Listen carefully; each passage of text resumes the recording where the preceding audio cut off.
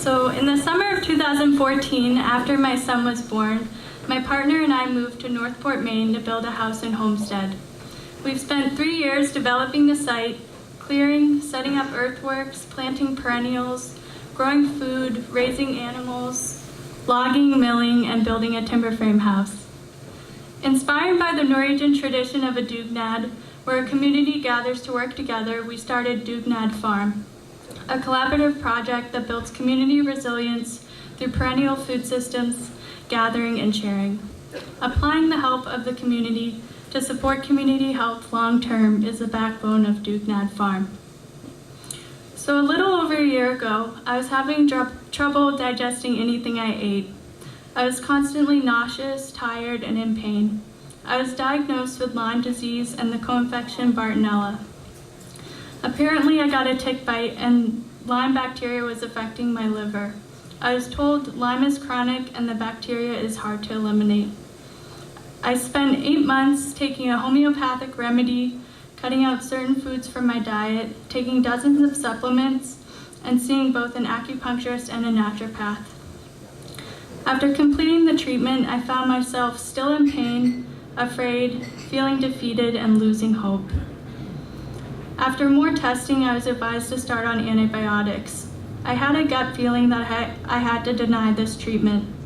I realized how my life had become so centered around myself and seeing doctors.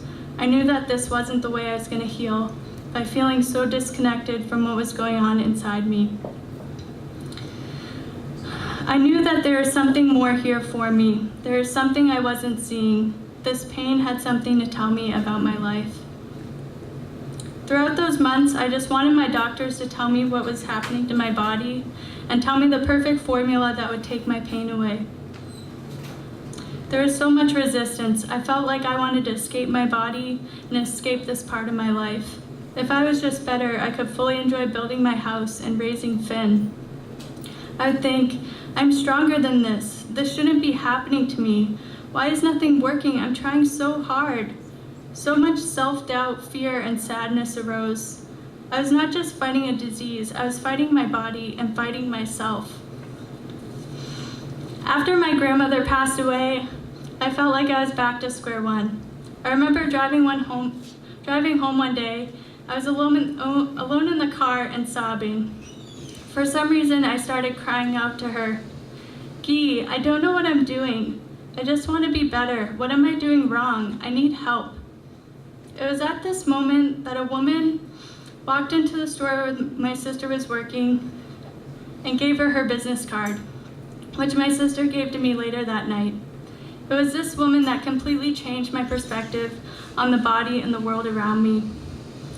I started seeing her for EFT tapping and meditation sessions. I became aware of how our emotions are just energy in motion and cause blocks in our energy system, which manifest into pain and disease. I started sitting in stillness with myself, my fear, my worry, and my pain, giving it a space to be without judgment or labels, or wanting it to just go away. Loving and honoring these feelings allowed shifts to occur, and this disease to become one of the greatest and most awakening things to happen in my life. The truth is, I was believing in a story I was told, a diagnosis, and I was caught up in the implied limitations. I was embodying a victim mentality, and I wasn't allowing myself to fully tune into my own power. Remembering that I wasn't my pain, but was the light shining through, helped me presence my body and embrace what I was feeling in that moment. Our inner world is a direct reflection of the emotions and feelings we have about our outer experience, as well as our outer world reflects the inner. I delved deeper into yoga and meditation and started researching the mind-body connectedness. We can't heal our bodies heal themselves. So if we have this miraculous ability, what prevents this? While our initial response is to panic, judge, label, or worry in times of pain, calming down and embracing allows it to heal. When we come from a place of fear, our perceptions become distorted and the answers become limited. Fear and worry are so ingrained in us. I realized how many of my actions were influenced by the fear of doing the wrong thing and getting a negative response. Oh my gosh, I'm so behind.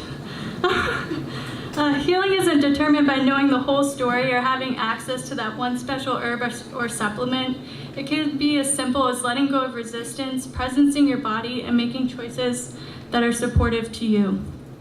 Socrates said that the secret of change is to focus all of your energy not on fighting the old, but on building the new.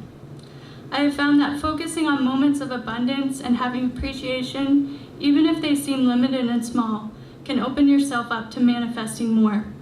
Your body has so much wisdom that it can show you about your life. To open up to this guidance, all you have to do is be willing to listen. It takes courage to choose love, and when we are connected to this place, creative healing comes through. Having a strong foundation of self-love and compassion is the key to a resilient future. Compassion is the energy force that connects all of us. It is essential to listen, love, and have compassion for all parts of yourself, your community, and our planet, even the seemingly unwanted, because they provide the greatest lessons. We can learn to shift our focus from fighting and avoiding the bad to strengthening and supporting within. This is the key to healing all that ails us. So I suggest that it's time for a dugnad. The spirit of will to work together, coming from a place of love, is the mindset that will carry us forward into creating a resilient future for all.